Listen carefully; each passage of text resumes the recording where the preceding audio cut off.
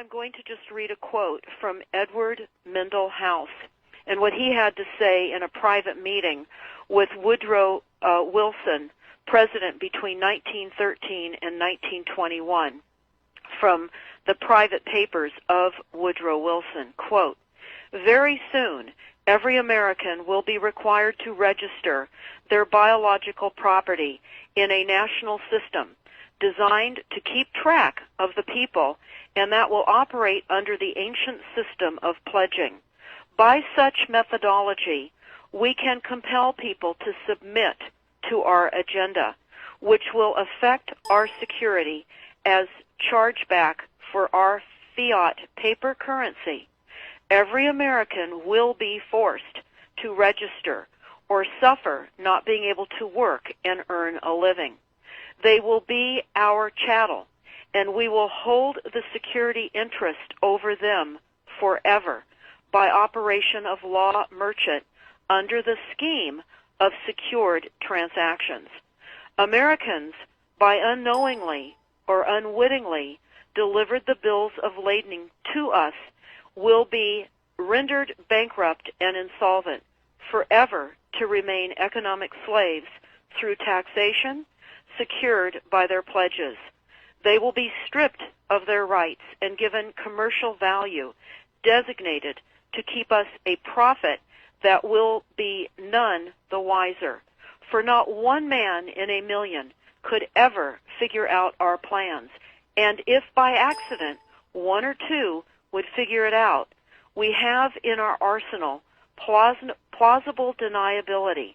After all, this is the only logical way to fund government, by floating liens and debt to the registrants in the form of benefits and pledges. This will inevitably reap us huge profits beyond our wildest of expectations and leave every American a contributor to this fraud, which we will call social insurance.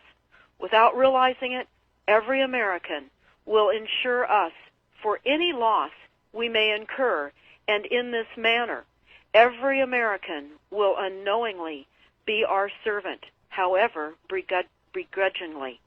The people will become helpless, without any hope for their redemption, and we will employ the high office of the President as our dummy corporation to foment this plot against America.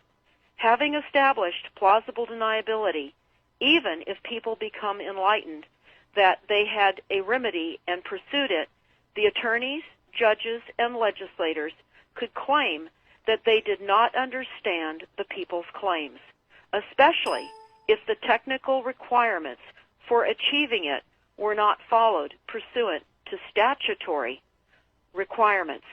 Requiring the public schools to teach civics, government, and history classes out of federally approved, politically correct textbooks written by the publishing houses owned by the owners of the Federal Reserve would assure that the people would not discover the remedy for a long time, if ever. I would recommend that everyone read Fruit from a Poisonous Tree by Melvin Stamper, M-E-L-V-I-N, Stamper, S-T-A-M-P-E-R. That is Fruit from a Poisonous Tree. This is out of Chapter 2 of Fruit from a Poisonous